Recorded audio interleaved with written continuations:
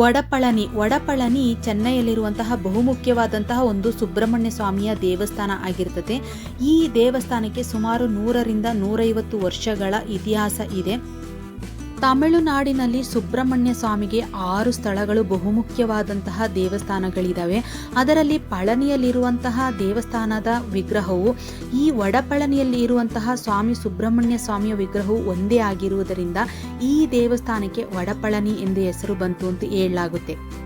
ಬಹುಪುಣ್ಯ ಕ್ಷೇತ್ರವಾದಂತಹ ಪಳನಿಗೋಗಿ ನಾವು ದರ್ಶನ ಪಡೆದು ಎಷ್ಟು ಪುಣ್ಯ ಸಿಕ್ಕುತ್ತೋ ಹಾಗೆ ಈ ವಡಪಳನಿ ದೇವಸ್ಥಾನಕ್ಕೆ ಬಂದರೆ ನಮಗೆ ಅಷ್ಟೇ ಪುಣ್ಯ ಸಿಕ್ಕುತ್ತೆ ಎನ್ನುವುದು ಇಲ್ಲಿಯ ನಂಬಿಕೆಯಾಗಿರ್ತದೆ. ಈ ದೇವಸ್ಥಾನ ದೈವಿಕ ಶಕ್ತಿಗೆ ಹೆಸರುವಾಸಿಯಾಗಿರುವಂತಹ ವಿಶಾಲವಾದ ಹಾಗೂ ಭವ್ಯವಾದ ದೇವಸ್ಥಾನ ಆಗಿರ್ತದೆ. ಪಳನಿಯಲ್ಲಿ ಸಿಗುವಂತಹ ಪುಣ್ಯ ಈ ದೇವಸ್ಥಾನಕ್ಕೆ ಭೇಟಿ ಕೊಟ್ಟು ಸುಬ್ರಹ್ಮಣ್ಯ ಸ್ವಾಮಿಯ ದೇವರ ದರ್ಶನವನ್ನು ಮಾಡುವುದರಿಂದ ಅಷ್ಟೇ ಪುಣ್ಯ ನಮಗೆ ಸಿಗುವುದರಿಂದ ಇಲ್ಲಿ ಯಥೇಚ್ಛವಾಗಿ ಭಕ್ತರು ಈ ದೇವಸ್ಥಾನಕ್ಕೆ ಭೇಟಿ ಕೊಡ್ತಾರೆ. ಈ ದೇವಸ್ಥಾನಕ್ಕೆ ಭೇಟಿ ಕೊಟ್ಟು ಯಾವುದೇ ಭಕ್ತರು ಅವರ ಕಷ್ಟ ಕಾರ್ಪಣೆ, ಉದ್ಯೋಗವಾಗಲಿ ಅಥವಾ ಆರೋಗ್ಯವಾಗಲಿ ಅಥವಾ ವಿದ್ಯಾಭ್ಯಾಸ ಆಗಲಿ ಅಥವಾ ಮದುವೆಯಾಗಲಿ ಯಾವುದೇ ಕಷ್ಟ ಕಾರ್ಪಣ್ಯಗಳನ್ನು ಹೇಳಿಕೊಂಡರೂ ಕೂಡ ಸುಬ್ರಹ್ಮಣ್ಯ ಸ್ವಾಮಿ ಅವರ ಕಷ್ಟಕ್ಕೆ ಪರಿಹಾರ ನೀಡ್ತಾರೆ ಅನ್ನುವುದು ಇಲ್ಲಿಯವರ ನಂಬಿಕೆಯಾಗಿರ್ತದೆ. ಹಾಗಾಗಿ ಚೆನ್ನೈಗೆ ಬಂದಾಗ ನೋಡಲೇಬಹುದಾದಂತಹ ಒಂದು ಸ್ಥಳ ವಡಪಳನಿಯಾಗಿರ್ತದೆ. ಬಂಗಾಳ ಕೊಲ್ಲಿಯಿಂದ ಸುತ್ತುವರೆದಿರುವಂತಹ ಮರೀನಾ ಬೀಚು ನಮ್ಮ ಭಾರತದಲ್ಲಿ ಅತಿ ಉದ್ದವಾದಂತಹ ಬೀಚ್ ಆಗಿರ್ತದೆ. ಹಾಗೆ ವಿಶ್ವದಲ್ಲಿನೇ ಪ್ರಪಂಚದಲ್ಲಿ 2ನೇ ಅತಿ ಉದ್ದವಾದ ಬೀಚು ಮರೀನಾ ಬೀಚ್ ಆಗಿರ್ತದೆ. ಇದು ಸುಮಾರು 12ರಿಂದ 13 ಕಿಲೋಮೀಟರ್ ಅಷ್ಟು ಉದ್ದವಿರುವಂತಹ ಬೀಚ್ ಆಗಿರ್ತದೆ. ನಮ್ಮ ದೇಶದಲ್ಲಿ ಅಂದರೆ ಭಾರತದಲ್ಲಿ 4ನೇ ಅತಿ ದೊಡ್ಡ ನಗರ ಎಂದು ಗುರುತಿಸಿಕೊಂಡಿರುವ ಚೆನ್ನೈ ಸಿಟಿಗೆ ಅಂಟಿಕೊಂಡಂತೆ ಇರುವ ಬಂಗಾಳ ಕೊಲ್ಲಿಯ ಸಮುದ್ರವನ್ನು ನೋಡೋದೇ ಚೆಂದ. ಸಿಟಿಗೆ ಅಂಟಿಕೊಂಡಂತೆ ಇರುವಂತಹ ಮರೀನಾ ಬೀಚನ್ನು ನಾವು ನೋಡೋದಕ್ಕೆ ಹೋದಾಗ ಸಮುದ್ರದಲ್ಲಿ ಸಿಗುವಂತಹ ಎಲ್ಲ ಥರದ ಮೀನುಗಳನ್ನು ನೀವು ಈ ಜಾಗದಲ್ಲಿ ತಿನ್ನಬಹುದು. ಅದರಲ್ಲೂ ಸಂಜೆಯ ಹೊತ್ತಿನಲ್ಲಿ ನಾವೇನಾದ್ರೂ ಬೀಚ್ ನೋಡೋದಕ್ಕೆ ಅಂತ ಹೋದರೆ ನೀವು ನೋಡ್ತಾ ಇರ್ಬೋದು ವೆರೈಟಿಯಲ್ಲಿರುವಂತಹ ಸಮುದ್ರದ ಮೀನುಗಳನ್ನು ನಾವು ಸಮುದ್ರವನ್ನು ನೋಡ್ತಾನೆ ನಾವು ತಿನ್ನಬಹುದು. ಮಹಾಬಲಿಪುರಂ ಚೆನ್ನೈಯಿಂದ ಸುಮಾರು 50ರಿಂದ 60 ಕಿಲೋಮೀಟರ್ ದೂರದಲ್ಲಿದೆ. 3ನೇ ಶತಮಾನದಿಂದ 7ನೇ ಶತಮಾನದವರೆಗೂ ಇದ್ದಂತಹ ಪಲ್ಲವರ ವಾಸ್ತುಶಿಲ್ಪಕ್ಕೆ ಹೆಸರುವಾಸಿಯಾದಂತಹ ಜಾಗ ಮಹಾಬಲಿಪುರಂ ಅನ್ನ ಮಾಮಲ್ಲಪುರಂ ಅಂತನೂ ಕೂಡ ಇಂದಿನ ಕಾಲದಲ್ಲಿ ಕರೀತಾ ಇದ್ರಂತೆ.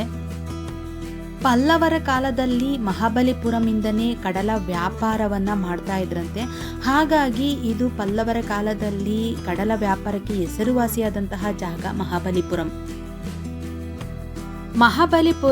ವಿಷ್ಣುವಿನ 108 ಬಹುಮುಖ್ಯವಾದಂತಹ ದೈವಿಕ ಸ್ಥಳಗಳಲ್ಲಿ ಮಹಾಬಲಿಪುರಂ ಕೂಡ ಒಂದಾಗಿರುವುದರಿಂದ ಈ ಸ್ಥಳಕ್ಕೆ ಬಂದಾಗ ಸಮುದ್ರದಲ್ಲಿ ಮುಳುಗಿ ಸ್ನಾನ ಮಾಡುವುದರಿಂದ ನಮ್ಮ ಎಲ್ಲ ಪಾಪಗಳು ಕಳೆದು ಹೋಗುತ್ತವೆ ಅನ್ನುವ ನಂಬಿಕೆ ಇದೆ. ಸೋರ್ ಟೆಂಪಲ್ ಇದು ಸಮುದ್ರಕ್ಕೆ ಅಂಟಿಕೊಂಡಂತೆ ಇರುವಂತಹ ಒಂದು ದೇವಸ್ಥಾನ ಆಗಿರ್ತದೆ. ಇಲ್ಲಿ 7 ದೇವಸ್ಥಾನಗಳು ಇದ್ದವಂತೆ, ಆದರೆ ಈಗ ಒಂದೇ ದೇವಸ್ಥಾನವನ್ನು ನಾವು ನೋಡೋಕ್ಕಾಗುವಂಥದ್ದು. ಯಾಕೆ ಅಂದರೆ ಸಮುದ್ರ ಪಕ್ಕದಲ್ಲಿ ಇರುವುದರಿಂದ ಆಗಾಗ ಪ್ರವಾಹ ಆಗ್ತಾನೆ ಇರುತ್ತೆ. ಪ್ರವಾಹ ಆದಾಗ 6 ದೇವಸ್ಥಾನಗಳನ್ನು ಕೊಚ್ಕೊಂಡು ಹೋಗಿ ಉಳಿದಂತಹ ಒಂದೇ ದೇವಸ್ಥಾನ ನಾವು ನೋಡಬಹುದಾದಂತಹ ದೇವಸ್ಥಾನ ಸೋರ್ ಟೆಂಪಲ್. ಈ ದೇವಸ್ಥಾನದ ಒಳಗಡೆ ಒಂದು ಶಿವಲಿಂಗವನ್ನು ನೀವು ನೋಡಬಹುದು. ಒಳಗಡೆ ಸ್ಕಂದಲಿಂಗ ಅಂದರೆ ಈಗ ನೀವು ಏನು ನೋಡ್ತಾ ಇದ್ದೀರಿ ಇದು ಸ್ಕಂದಲಿಂಗ ದೇವಸ್ಥಾನ.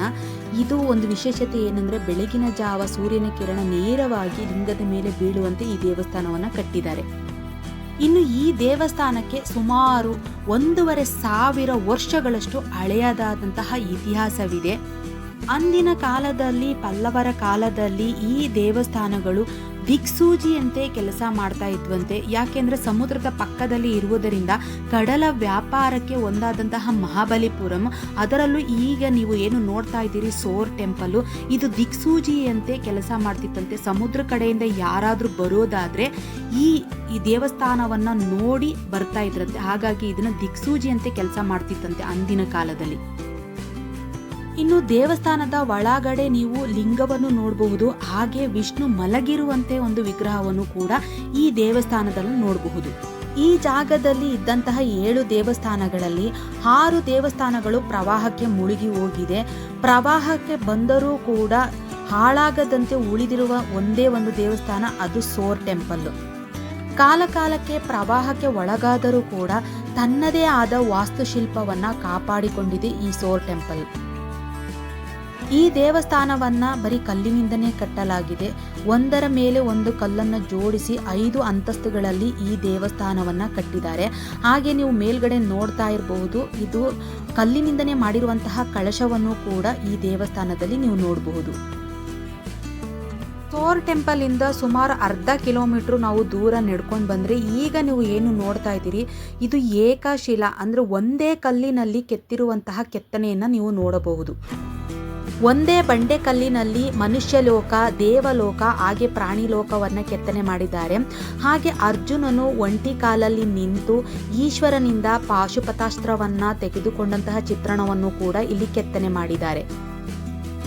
ನಿಜಕ್ಕೂ ಇದು ಒಂದೇ ಕಲ್ಲಿನಲ್ಲಿ ಕೆತ್ತಿರುವಂತಹ ಕೆತ್ತನೆಯನ್ನು ನೋಡಿದರೆ ಪಲ್ಲವರ ಕಾಲದ ವಾಸ್ತುಶಿಲ್ಪ ಎಷ್ಟು ಮಟ್ಟಿಗೆ ಇತ್ತು ಅನ್ನೋದನ್ನ ನಮಗೆ ಗೊತ್ತಾಗುತ್ತೆ. ಸ್ವಲ್ಪ ಮುಂದೆ ಬಂದರೆ ನಾವು ನೋಡ್ತಾ ಇರುವಂಥದ್ದು ಬಟರ್ ಕಲ್ಲು, ಅಂದರೆ ಕೃಷ್ಣನ ಬೆಣ್ಣೆಯ ಕಲ್ಲು ಅಂತ ಕರೀತಾರೆ. ಇದು ಸುಮಾರು 250 kg ತನ್ನಷ್ಟು ತೂಕವಿದೆಯಂತೆ. ಇದು 2 ಅಡಿ ಅಷ್ಟು ಮಾತ್ರ ಆ ಬಂಡೆಗೆ ಅಂಟುಕೊಂಡಿದೆ.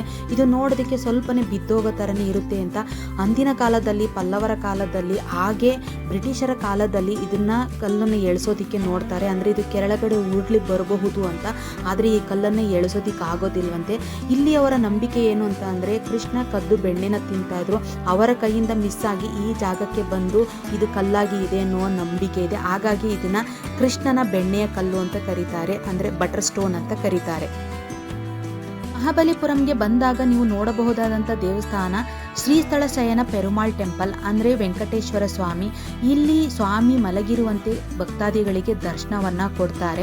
ಈ ಜಾಗಕ್ಕೆ ಬಂದಂಥವರು, ಅಂದರೆ ಭೂಮಿಯನ್ನು ತೆಗೆದುಕೊಳ್ಳಲು ಅಥವಾ ಭೂಮಿಯನ್ನು ಮಾರೋದಕ್ಕೆ ಈ ದೇವಸ್ಥಾನಕ್ಕೆ ಬಂದರೆ ಯಾವುದೇ ತೊಂದರೆ ಇಲ್ಲದೆ ಆ ಭೂಮಿಯ ವ್ಯಾಪಾರ ಚೆನ್ನಾಗಾಗುತ್ತೆ ಎನ್ನುವುದು ಇಲ್ಲಿಯವರ ನಂಬಿಕೆ. ಈ ದೇವಸ್ಥಾನವನ್ನು ಸುಮಾರು 9ನೇ ಶತಮಾನದಲ್ಲಿ ವಿಜಯನಗರ ಸಾಮ್ರಾಜ್ಯದ ಅರಸರು ಈ ದೇವಸ್ಥಾನವನ್ನು ಕಟ್ಟಿಸಿದರು ಅಂತ ಹೇಳಲಾಗುತ್ತೆ. ಇನ್ನೊಂದು ವಿಶೇಷತೆ ಏನು ಅಂದರೆ, ಈ ಜಾಗದಲ್ಲಿ ಅಂದರೆ ಮಹಾವಿಷ್ಣುವು ತನ್ನ ಭಕ್ತನಾದಂತಹ ಪುಂಡರಿಕನಿಗೆ ಸ್ವಾಮಿ ಸಮುದ್ರದಲ್ಲಿ ಮಲಗಿರುವಂತೆ, ಅಂದರೆ ಈಗ ನೀವೇನು ನೋಡ್ತಾ ಇದ್ದೀರಿ ಮಲಗಿರುವ ಭಂಗಿಯಲ್ಲಿ ಅವರ ಭಕ್ತರಿಗೆ ದರ್ಶನವನ್ನು ಕೊಟ್ಟರಂತೆ. ಹಾಗಾಗಿ ಈ ಜಾಗಕ್ಕೆ ಬಂದು ಸಮುದ್ರದಲ್ಲಿ ಸ್ನಾನ ಮಾಡಿದರೆ ನಾವು ಮಾಡಿದಂತಹ ಪಾಪ ಪುಣ್ಯಗಳೆಲ್ಲ ಕಳೆದು ಹೋಗುತ್ತೆ ಎನ್ನುವ ನಂಬಿಕೆ ಇದೆ. ಮಹಾಬಲಿಪುರಂಗೆ ಬಂದಾಗ ಈ ಎಲ್ಲ ನೋಡಿದಂತಹ ಜಾಗಗಳು ಒಂದೇ ಜಾಗದಲ್ಲಿ ಇರೋದಿಲ್ಲ. 1 ಕಿಲೋಮೀಟರ್ ಅಂತರದಲ್ಲಿ ಬೆಣ್ಣೆಕಲ್ಲು, ಏಕಶಿಲಾ, ಹಾಗೆ ನೀವು ನೋಡ್ತಾ ಇರೋಂಥ ವೆಂಕಟೇಶ್ವರ ದೇವಸ್ಥಾನ, ಸೋರ್ ಟೆಂಪಲು, ಹಾಗೆ ಸಮುದ್ರ, ಇಷ್ಟುವನ್ನು 1 ಕಿಲೋಮೀಟರ್ ಅಂತರದೊಳಗಡೆ ನಾವು ನೋಡಬಹುದು. ಟಿ ನಗರ್ ಚೆನ್ನೈನಲ್ಲಿರುವಂತಹ ಬಹುಮುಖ್ಯವಾದಂತಹ ಒಂದು ಸಿಟಿ ಆಗಿರ್ತದೆ. ಇಲ್ಲಿ ನಾವೇನಾದರೂ ಶಾಪಿಂಗ್ ಮಾಡೋದಾದರೆ ಬಟ್ಟೆಗಳು, ಹಾಗೆ ಸಿಲ್ಕ್ ಸ್ಯಾರಿಗಳು ಮತ್ತು ಗೋಲ್ಡು ಪ್ರತಿಯೊಂದೂ ಈ ಜಾಗಕ್ಕೆ ಬಂದಾಗ ತುಂಬ ಕಡಿಮೆ ಬೆಲೆಯಲ್ಲಿ ಸಿಗುವಂತಹ ಜಾಗ ಆಗಿರ್ತದೆ. ಇದು ಸಿಟಿ ಒಳಗಡೆನೇ ಇರ್ತದೆ, ಅಂದರೆ ಚೆನ್ನೈ ಸಿಟಿ ಒಳಗಡೆ ಇರ್ತದೆ ಟಿ ನಗರ. ಚೆನ್ನೈಯಲ್ಲಿ ನೋಡಬಹುದಾದಂತಹ ಬಹುಮುಖ್ಯವಾದ ಸ್ಥಳ ವಿಜಿಪಿ ಯೂನಿವರ್ಸಲ್ ಕಿಂಗ್ಡಮ್ ಅಂತ. ಈ ಜಾಗಕ್ಕೆ ಬಂದರೆ ಮಕ್ಕಳ ಆಡೋದು, ಹಾಗೆ ದೊಡ್ಡವರಿಗೆ ಆಡೋದಕ್ಕೆ ಮತ್ತು ನೀರಿನಲ್ಲಿ ಆಡೋದಕ್ಕೆ ತುಂಬಾ ಆಟಗಳಿರ್ತವೆ. ವಿಜಿಪಿ ಯೂನಿವರ್ಸಲ್ ಕಿಂಗ್ಡಮ್ ಈ ಜಾಗಕ್ಕೆ ನೀವು ಹೋಗಿ ಆಟ ಆಡಬೇಕು ಅಂತ ಅಂದರೆ ಎಂಟ್ರೆನ್ಸ್ ಫೀಸು 1000 ರೂಪಾಯಿ ಇರುತ್ತೆ. ಅದನ್ನು ಕೊಟ್ಟು ಒಳಗಡೆ ಹೋಗಿ ಆಡಬೇಕಾಗುತ್ತೆ. ಮರೀನಾ ಬೀಚ್ ಪಕ್ಕದಲ್ಲಿಯೇ MGR ಮ್ಯೂಸಿಯಂ ಇದೆ.